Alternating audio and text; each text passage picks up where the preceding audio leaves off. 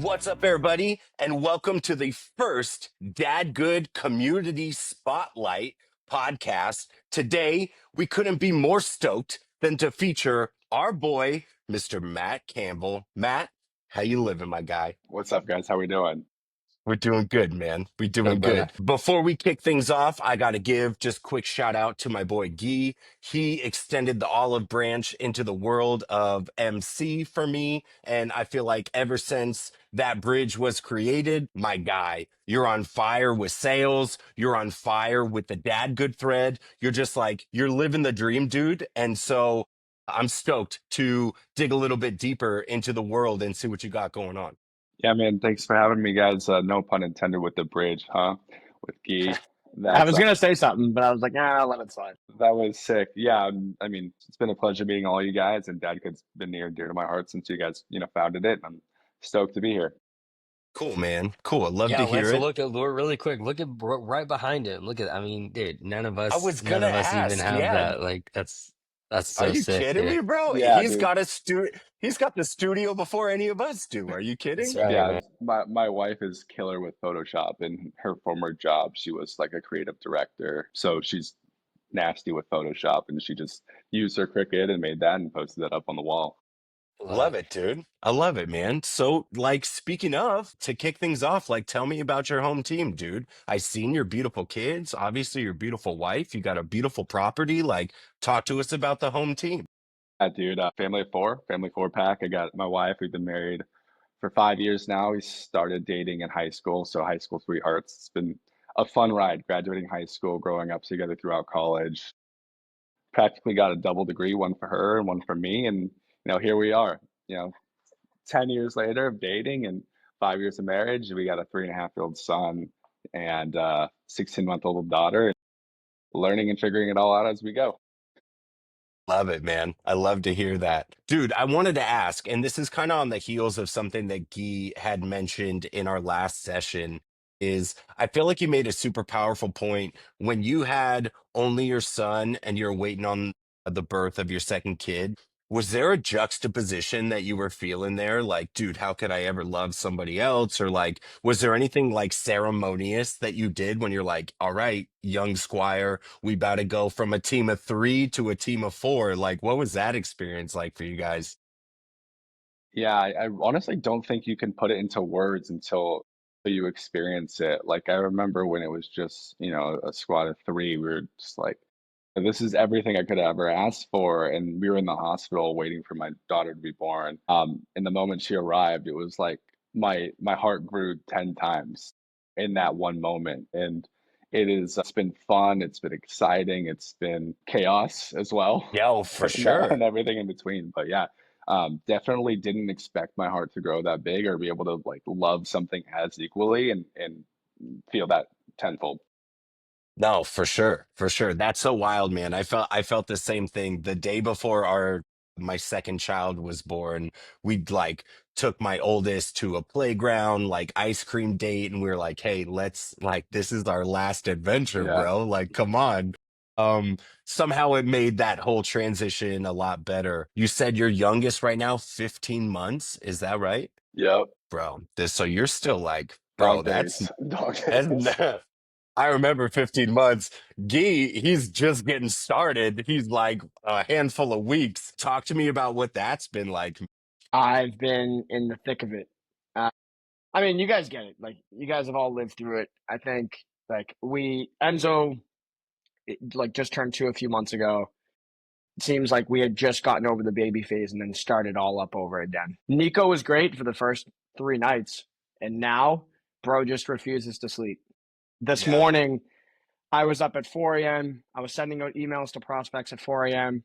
And I got on a work call today, and so Julia from my team was like, "Did you email this person back at 4 a.m.?" I was like, "I was up. I had nothing else to do, so no better time to blast out emails." Multitasking, dude. Yeah, multitask. I was like, feeding like this, but yeah, dude, he just doesn't sleep. So part of me, if I'm a little sluggish right now, I'm in need of some cave bros in order to No, man, pass out and that's get the going. game, dude. That's the game. What about for you, Maddie? 15 months. Are you guys into an appropriate sleep cycle? Like you finding some normalcy, or what's that world like? Oh yeah, my daughter is sleeps like a rock, dude. You put her down at 6:30, she wakes up at 6:30 in the morning. Like it That's the is best. unbelievable. Whereas my son, he sleeps pretty well now. Like he'll climb into bed, our bed at like 5 a.m. But up until about 6 months ago, it was like 5 a.m., 4:30. He's up, he's hungry, he's ready to rock. He wants his snackies. And I'm like, dude, Yeah. just chill. Just give me 30 minutes and give me a coffee and I'll be ready to rock. And how can you say no to Cash too? Bro's 3.5 going on 17 and a half. Yeah, So he'll he's taller than me and he's 3.5. yeah, he's 3.5 and he's wearing 5T clothes. It's ridiculous. Wow. I see every photo that you post of him. He's like flipping Dude, that Spider-Man sign. He's all about that life, dude. he's so about Spidey, man. We had family photos like I would say a month and a half, 2 months ago, and we had to like tell him no Spidey hands in every picture. So when he had his hands in his pocket, he had the Spidey hands in his pocket. You can see the Concealed. outline. You can see the concealed Spidey hands in his pockets. It was wild. That's so funny, dude. That's awesome. I love That's that. so funny. Um, Talk to me about Dadgood, man. So obviously you were one of the first members that joined the group. You joined Shoot even before myself. Like, what's kind of just been your experience so far along with the Slack channel, kind of like growing the network on LinkedIn, which has just been outrageous and a crazy blessing. Like, what's that been like for you, man? Honestly, it's been fun. It's been really fun to just meet dads that want, to Warren's point, to all of you guys here, is to win at work and win at home. We don't want to be just professionals. We want to be fathers. We want to be there for our kids in every moment of our lives. So Charles and I used to work together way back when in my current company. So it was like reconnecting with him, then introducing him to Guy and then to Warren. And then ever since then, like Guy and I talk every single day. Chris, we're out here sending reels on Instagram back and forth. It's like it's not good. Yeah, and I feel like we know each other way better than if we were to just say, "Oh, I've only known you guys on the internet for 6 months." Like I have conversation with Guy. We voice text, and I don't voice text. I hate it. I hate hearing myself speak, and I'm out here voice texting. And it's so fun to be part of guys like that want to show up and want to be vulnerable and want to help out. Bro, I love to So hear that. I kind of want to hear from the dad good guys like Charles, Warren, Guy. What do you guys think about hearing that type of feedback from what you've created? Like, and to what level was it perhaps intentional or an unintentional blessing? Like, because I mean, dude, that's really the pride that is the community, and you guys built that. So, like, talk to me about that. Um, I can. I'm gonna take Yeah, this one Charles, real quick. or whoever, go. Yeah, I'll kind of take this one real quick. So it's funny because as building this community out, you kind of start to realize who's bought in, right? And at the end of the day, it's a community about dads picking each other up, getting involved. And I mean, right now we hit 1,200. It's hard to keep track of everyone that's going on, but you can really keep track of the folks that are always involved, always messaging, always uplifting other people. And that's always been Matt since day one. Like you said, him and I met probably 3 months ago. We've probably texted every single day without missing a day for the last 2 months. Like I consider him a super close friend now, and I'm fortunate enough to have built a really strong relationship with him. But back to the point of being involved, always asking to do more, always asking to participate. Warren, Charles, and myself got together. I think it was last night or a few nights ago, and decided like, hey, it's time to give Matt some more responsibility. Like, bro's bought in, bro loves what this is about, and clearly he wants to take this thing to the next level with us. So we decided that we want to make him our head of revenue. Basically, anything affiliate, anything partnerships, basically any way that we can drive revenue through the door, that'll live with Matt. And then him and I will be able to pretty much tag team that. It's a group effort still, but that's something that he knows well, and will be really able to help us out. So Bro, sorry was for that rambling was there, that but a breaking news yeah, bombshell That was a announcement? that was a surprise. We haven't Woj said that to bomb. anybody. Are you kidding me? Hey, you heard it here first. I guess that's what the spotlight's for. My man MC. Yes, Welcome sir. to the DG family, baby. Like, That's come right. on, bro. That's right. Uh, cool, Yeah, man. So no, what do you and real quick, I wanted to add to that because I think there's an element that we see in what Matt shared, not in the same scale, but I think most dads have had one person that they connected with, they vibe with, and I think that's like the beauty of Dadgood. Like we're not saying that every 1,200 members knows each other like this. It's not just a reality. But a lot of people have made connections they would have never met without this thing existing. And so the beauty of Dadgood is that there's a bunch of dads who were without community, without people like they maybe they're in the middle of nowhere, maybe they're in spots where people don't feel like they vibe together, or whatever the case might be. It's different for every single person. But the mere existence of Dadgood has created relationships where there would have been none otherwise. And not everyone is like Matt is very well connected. I think Matt, you do a really good job in that capacity. Not everyone is as active, but even the less engaged people in Dadgood have found one person that they really say, this is my tribe. Like these are my Yeah. people. And I love that part about Dadgood because that's what we want to do. I think we want to do a better job of feeling like, hey, how do we do that for some of the people on the fringes? And how do we get more Matts in the community? More people that say, hey, this is what gets me excited every day. I'm thinking about Dadgood all the time. Like I'm putting Dadgood on my wall. My office looks better than all the founders of Dadgood. Like bar none. Yeah, I'm Like in this my is like kitchen right now, dude. right, Come right. Like on. we're I like, think yo, mine's like pretty cool. Mine's pretty you're cool. putting us to shame. right, I'm literally in my kitchen right now. right. I mean, some of it might we might need to we might need to move to the Midwest and then we get a little more square feet, and, Yeah, that's So right. kind of go sounds there. Dude, like we need to anyway, hire Matt's wife to get us some dad good logoage in our background. we can get those Logo age. we can get that riding lawnmower too, dude. That's We can get right. that riding mower, dude. Bro, But you already know. before we get to anything else, to Charles's point, he made a really good point of like having your own community. I mean, I'm born and raised in Southern California. I moved to the Midwest 3 years ago, and my wife's family's out here. That's great. They're amazing. I consider them my best friends, right? And I'm very blessed to be able to say that. But I didn't have anything that I can quote unquote call my own, and this is Dadgood. It's not necessarily my own, it's our community. But the friends that I've made through Dadgood, I can consider my own. And I think that is beautiful in itself. And it's brought me a level of comfort in the dog days of the winter out here when it's brutal and it's gray for 3 months in a row. And that's literally when I met Guy. And I would say like that's when I started to get that spark back. It was February, March, and I'm like, dude, I want to be anywhere but Indiana right now. I want to be anywhere but in the snow, and I want to be back in good weather. And then, like, through that and through some of the hard times, you get some of the beautiful moments and, beautiful friendships.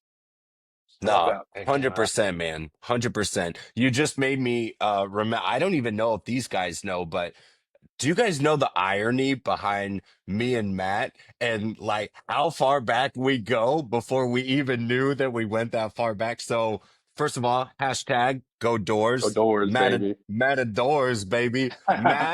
Matt was playing baseball at Cal State University Northridge at the same time that I was coaching women's soccer. So we were literally on campus together at the exact same time. And That's then Wow. crazy. ended up meeting 10 years later. But is that just bonkers? That's wild. That That's It's is a wild. full wild. circle moment. It's crazy. Yeah, That's what the community does, man. That's what it does. that's crazy. All right. So, Matt, I want to pick on you on the heels of a comment that Warren just made. Talk to me about your property, bro, Yeah, we because got to talk about the grass, dude. I have the that kind of mowing the grass. lawn The grass, and the lawn. the lawn, the neighbor wars. Like I see Bro, you comment on a couple John's a other cheater, people's like, bro. hey John's a man, cheater. you already know. So talk to me about that, dude. How long does that take you? So it takes me about an hour and a half to 2 hours to mow. I have a 48-inch lawn tractor. I could definitely use a zero turn to speed things up, but that's an investment in its own. Any So sponsors? So we're here, John Deere. What's up?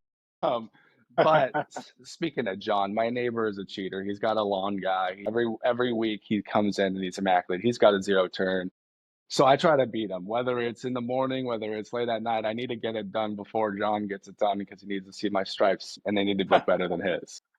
Hell yeah, Wait, dude. not to take too much away from like the whole lawn thing, and I don't want to spiral too far. Warren, you posted an Instagram story the other day, and your neighbor is a dog when it comes to Yeah, mowing the dude. lawn, Yeah, and so has a legit page for mowing the lawn. It's like yeah, artwork. so on my street in my neighborhood, I live in a golf community, and I just have a normal mower, guys. Like I love to mow the grass, but these guys have real mowers, or what they're called, real mowers, and like their grass looks like a putting green essentially, like, and I'm talking every single one of my neighbors on my street except maybe one or two other people have those mowers, so their grass is like, so yeah, they're all like that guy who I filmed, my neighbor. Warren's and outside like actually this, we're and zooming in actually on his really boy from across the street. right, and really funny actually, and I want to get like the Dadgood crew to start doing this too, even if it's on like LinkedIn. I think it would be funny one day. But my neighbor wrote me on Instagram, and he was the one that came up with the idea of it. He's like, dude, if we ever see each other outside doing like dad stuff, we should like film it, put it on our story, and hashtag dads in the wild. Because he'll see me out in Uh, the cul-de-sac like pulling in like toys and bikes and cars, and then I see him out there like on his hands and knee. No, I'm just kidding. But he's like sitting there inspecting his grass, and so the other day when I saw him, I was just like, this is a perfect opportunity. And I just posted it, and he was like, "Oh my gosh, that's so funny." But dude, yeah, I always love seeing your pictures, Matt. And there's a few other dads and dad good that are coming up off the top of my head. Like I know Marshall Friday, I yeah. think will post like some lawn pics. And I mean, for me, I don't care if it take me like 3 hours. Like it's such a peaceful like time for me to like listen. Normally I just like jam out to the most obnoxious music. But cutting the grass is like so awesome. So I love to see the lawn pics, and dad get a little bit of everything in there. I know some other dads are hyped when they join, and they're like, you guys got like You dads got lawn posting mowing pictures dads? of their You got a lawns. Like, lawn? dads pride themselves on that like so much. I remember growing up with my dad, and he would get done and he would just be like, man, look at that yard. And of course, when I was a kid, I was just like, whatever, dude. I was like, I'm just gonna go play in it and Just mess carry my it up. skateboard, bro. Yeah, dude. I was just like, oh, we're just gonna go tear it up. But like he was just so hyped on it, and now I see good feeling. So yeah. No, Well, definite. hey, y'all gonna hate me because I'm still that kid.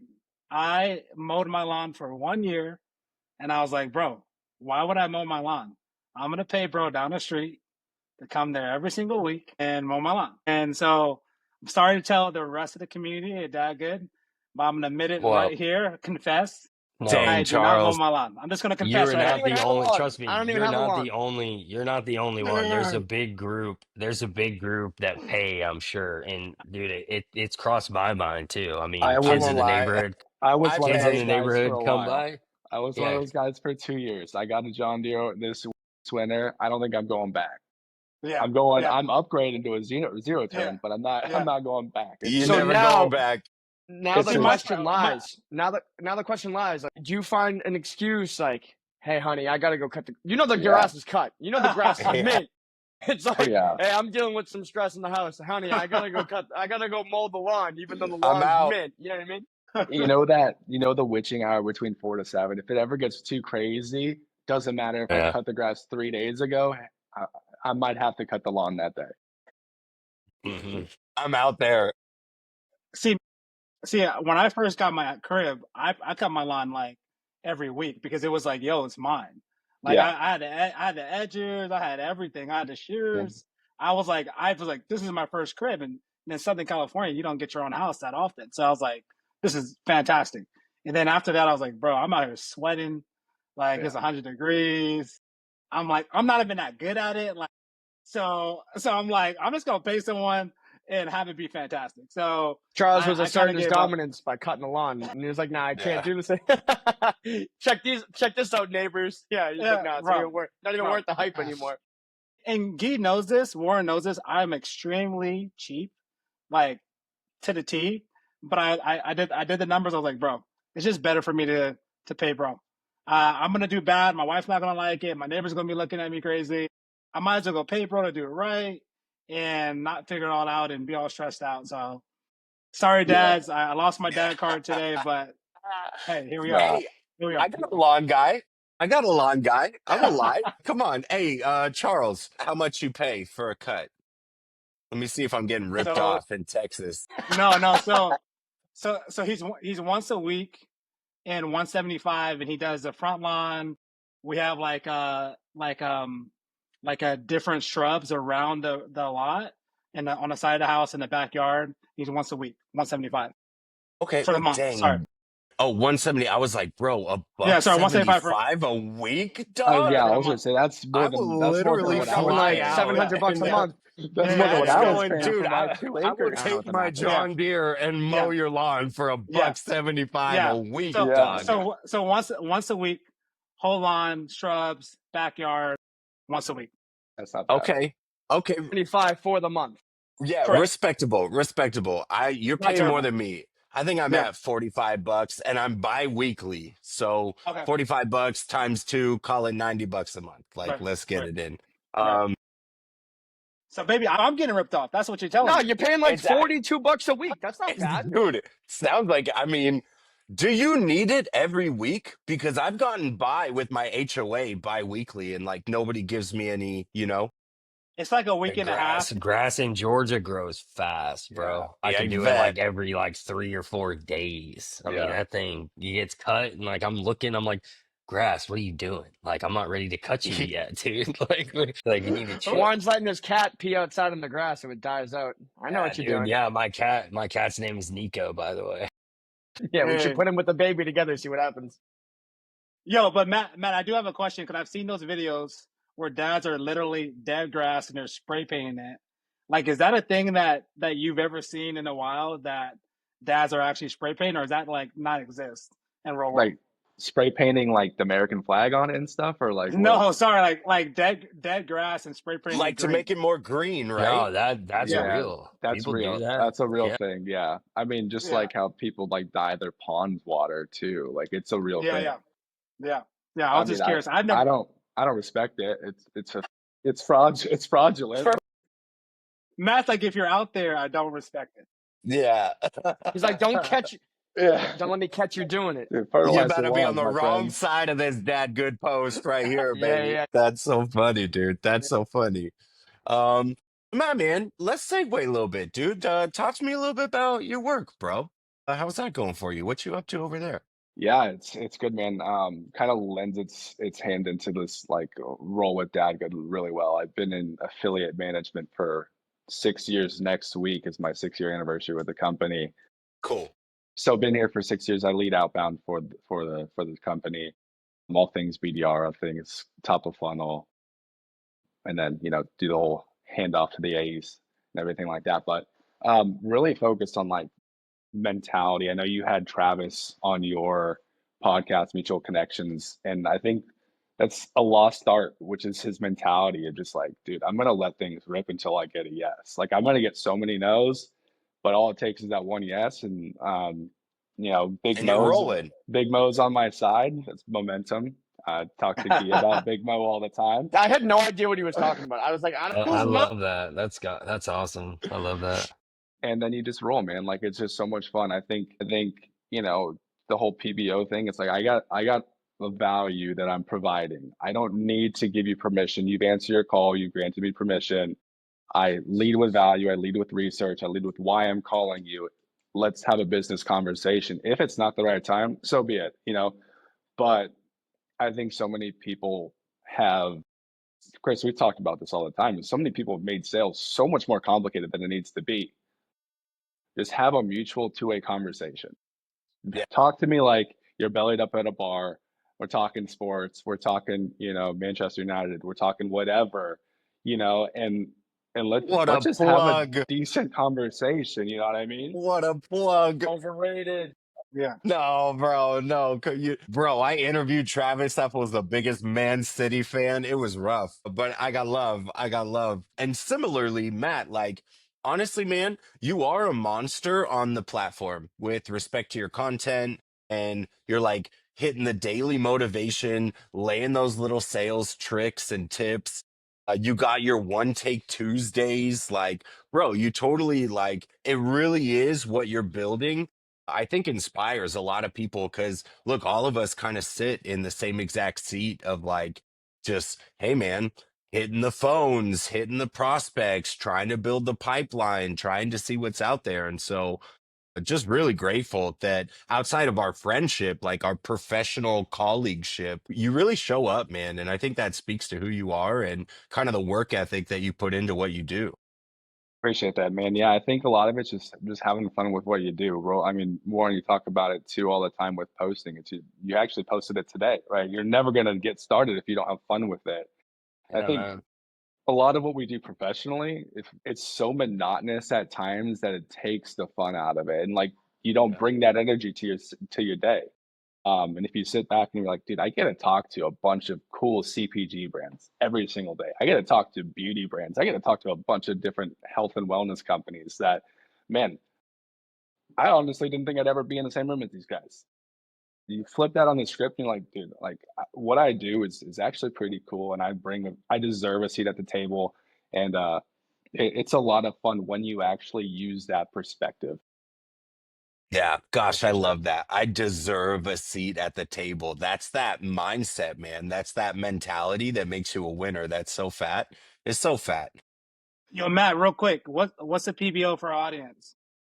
I don't do PBO, permission based opener. Look, I don't have a problem with it. It all works. Realistically, an opener is all about tonality and confidence. If you master those two things, you're going to get by with a conversation. You're going to be able to pitch and have a conversation and book a meeting, no matter what.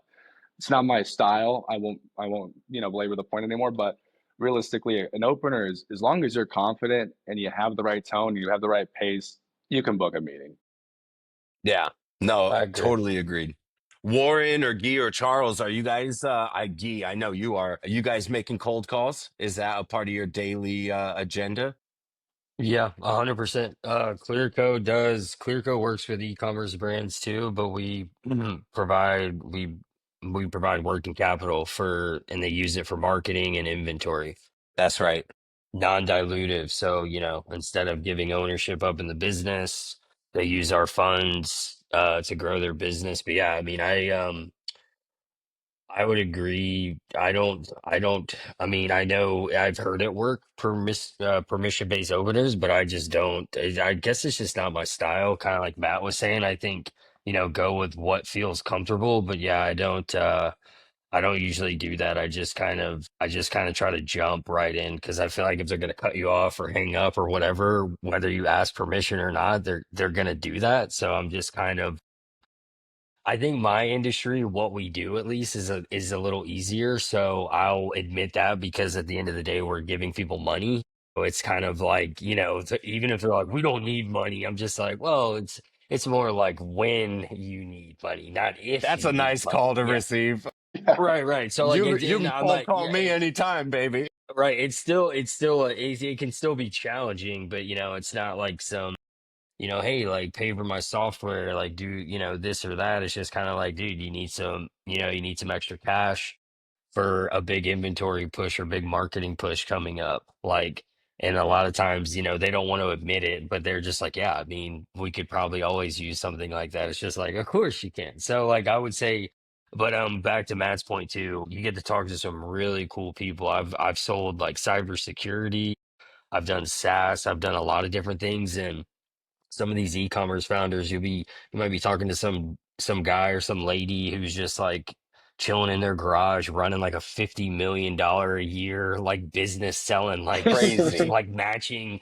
sweatsuits, and you're just like, cool. And like it's just not like a CTO who's just super just like, dude, you better come to this meeting with like a three-piece on.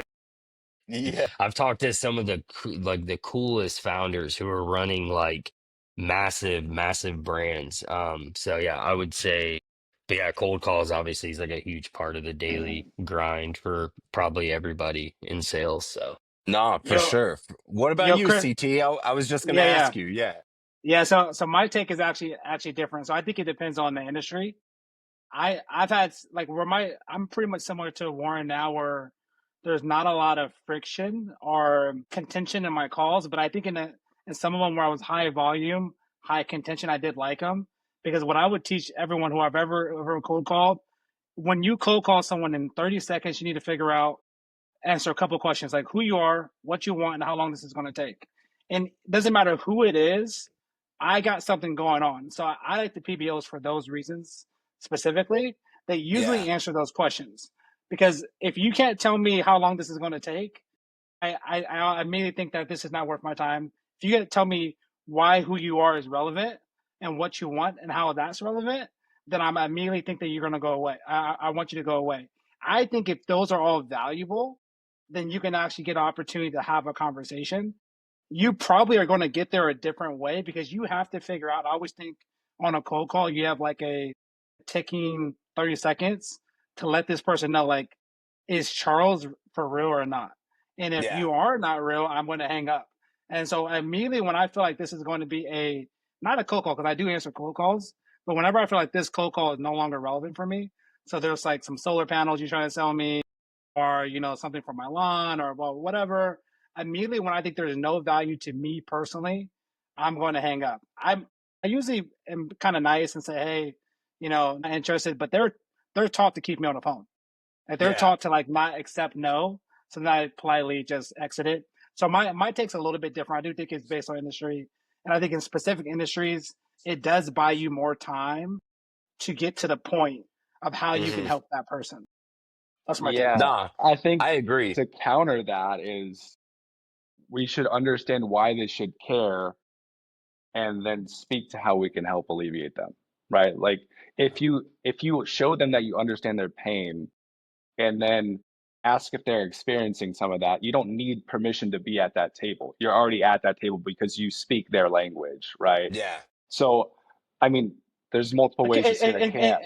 and can you give me an example real quick? Because the reason why I'm a little bit like on the other side is that I do think that's right. But are you just saying from the jump, like, yo, this is how we help No, CTOs? You no, know no, what I'm no, no. saying? So I'm calling you, Charles. Right. You run affiliate for Brand X, right? Like, hey, Charles, it's Matt. Um, yeah, I'm reaching out because I saw that you handle affiliate for Brand X, right? Is that true? That's true.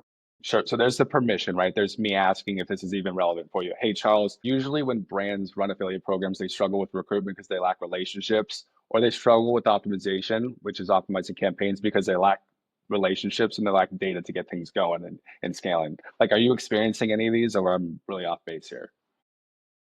Right. No, So So I'm like, not. See, But I feel love like that, he's man. getting, I feel like he's doing it without doing it. Because like what he's saying, he's going to go into saying that even if he was doing PBO, like even if he was like, hey man, you got like 27 and a half seconds. You know how Yeah, it's people would some do that weird, like, ambiguous hey dude, number.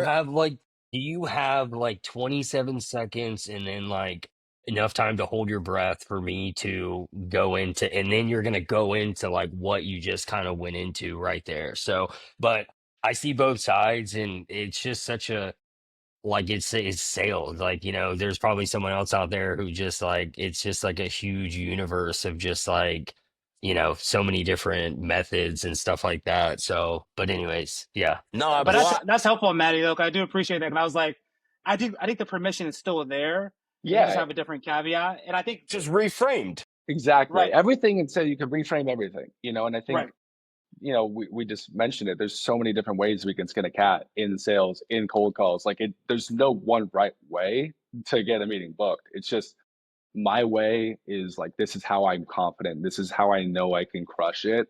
Whereas if Hmm. I'm saying, and I think in sales in general, if you're not confident and comfortable in what you're doing and what you're saying, you're never going to win. It's so important to Even if be you have a authentic. killer opener, yeah. It's so important to be your authentic self, because I've done this before. Like, when I first started, I had no idea how to sell, and I tried to be somebody I was not, and I sucked. And then, like, when I stripped it down, and I'm like, dude, this is who I am. Like, let me just ride. And like, I've been a killer since. Hey, hey. No. But just so the audience know, there is no right way, but Matt's No. way is right.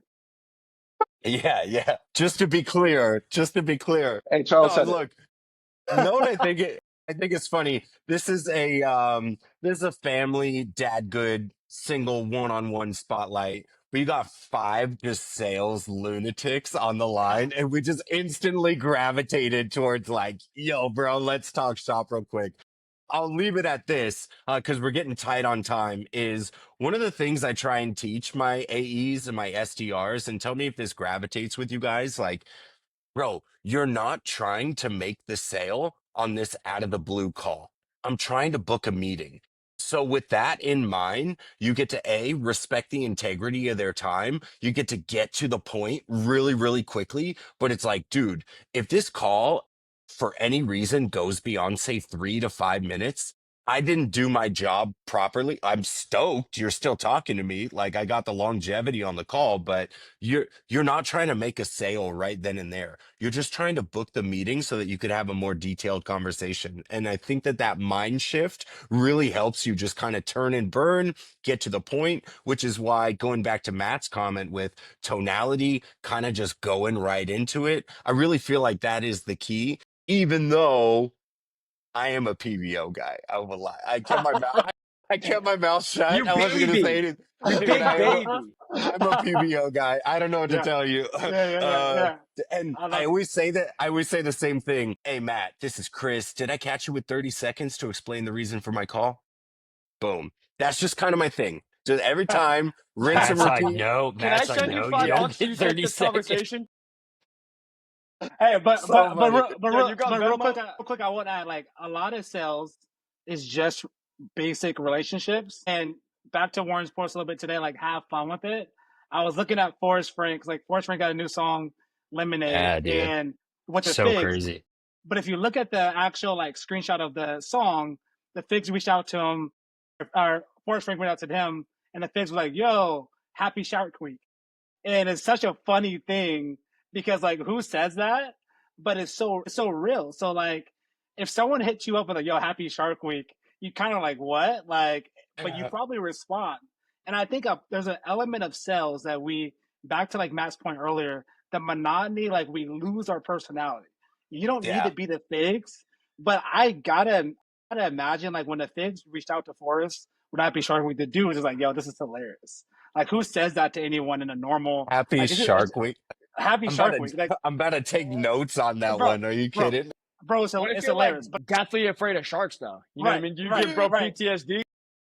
But that sells, right? Like you swing and you're like, yo, that did not Yo, work. real Like quick, not never to like again. segue off completely. I was chasing down a prospect for like weeks and weeks and no answer. And I go on LinkedIn, right? I follow someone, I forget who it was. And they posted like having a hard time getting a prospect back in the line. Send these 3 questions in the DM. One, like, hey, I know you haven't answered. I'm assuming one of 3 things happened. Like 1, you didn't get my email. 2, blah, blah, blah. 3, you've fallen and you can't get up and I'm here to rescue you. Something crazy like that. Bro, this is when I was selling into VC funds. I sent it to like a head of platform at a VC. This lady sent me back 4 crying emojis and was like, I did fall.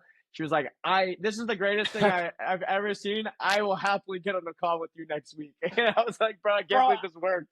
I did fall. Yeah. She That's was like, so but funny, dude. I'll get on with you. And I was like, wow. This is fantastic. So sometimes you got to get uncomfortable to get comfortable. Like that's the cool No, thing for about sure. selling. But also like you got to be genuine. You just got to be a human being. Like sometimes send that video DM. And I talk about it all the time. I think video DMs go such a long way. And now, dude, everyone's on LinkedIn. Everyone's Yeah. pumping LinkedIn content. And I'm also in the e-com space. I'm new to it, but the vibes are just way better all around. You catch people that are really down to earth and just cool. I just got a text message that the contract just signed, so that's got to get uncomfortable to get Hey, comfortable. get it. But then also like, dude, you got to just be different. But it's cool in the e-com space where you meet just down to earth individuals, so you can get a little unorthodox. You can mix it up a little bit. You can get funky. You can be funny, and it'll just resonate with folks because they're down to earth people too. Like Warren, you made a fantastic point. Like I've sold to CTOs in the back, and I know some really badass CTOs that are proper, buttoned up, really well educated, and just are analytical and just down to the numbers. But then now getting to meet with like these CMOs, head of customer success, like it's just a different vibe. so you can get a little funky with it, and I'm enjoying it. No, So for Yeah, sure. you can work with somebody who you're a customer. Like it's happened to me. Like my wife spends money on something and then I'm like, I'm gonna prospect this brand. And then I just send them pictures of my kids like wearing the clothes or like my wife like using the makeup. And I'm just like, dude, like I'm a customer. And of course, that always goes a long way. You Oh yeah. usually at least get a response, because in outreach you're usually like, oh, I'm a huge fan, and they hear that all the time. They're just like, Yeah. yeah, sure you are. But when you hit them with a picture or like a video, you're like, yo, I'm actually like a customer, like I love your stuff. Yo, I think that's a pretty cool thing about being able to do it, because when you're prospecting into some like huge, I don't know, like SaaS company or something, you just can't go. You could say like, oh, what you guys are doing is yeah. amazing and stuff, but like when you're an actual customer of like the brand, you're buying it and stuff like that, then I think there's another level to that. That's actually a fire strategy. You can't exactly just like take a picture with like Salesforce behind you on your computer, like, hey, big Yeah, I fan of your. mean, right, But I mean, right. to be fair, you can. Like, I won't lie. I put somebody's website up on my computer to take a picture real quick. So, Yeah, like if but you no, you know that if you love these glasses, whatever brand it is, you like take a photo of you like running in them or whatever, and then you just hit the brand up. The CEO's usually like, dude, that's freaking sick, man. And like he right. may be like, but dude, I don't want your money. But like you're still just like, well, you still hit me up, so that's cool, and it's a relationship for down the road. So, No, for sure, for sure. yeah. All right, guys, we're coming up on time. We just flipped the 45-minute mark. Real quick, from all three of us, Matt, just want to just send a huge appreciation shout out to you, man. You show up so consistently, not only on the LinkedIn platform, which was kind of the origin of all of us getting together, but really your heart is in the Dadgood community for so many of the right reasons. To the point that we made earlier, it's not just a single connection, but your voice is really shining across this entire community. And so we couldn't be more stoked than to get to sit down and talk to you for a little bit. And like, bro, just so appreciative for you showing up every day for the platform. It really is huge, man. Appreciate you guys, man. I mean, it's been a dream to reconnect with Charles and meet a bunch of guys that want to be great, not at home, but also at work and at home. I guess I'm gonna just mess that up, but I'm kind of at a loss for words, man. I don't like getting praise, and it's weird. But I appreciate you I guys so hate much. you. Yeah, See, I there do you go, much better. B. I do much better with Reel him that. back in. We'll get a little glimpse of Matt and Gee's conversations in their I'll text smack you with messages. a humble pie, dude. Just Dude, do my it. God. So funny. So, but Matty, my boy, always a pleasure. Appreciate you coming and joining us. And for everybody tuning in, this is the first of a series of Dadgood community spotlights. And so appreciate everybody who's checking us out. Look forward to featuring more and more dads as we go along. And that's a wrap, baby. Hope you guys all have an excellent night. Love See the you guys. glasses, love the energy. You know it. Thank you.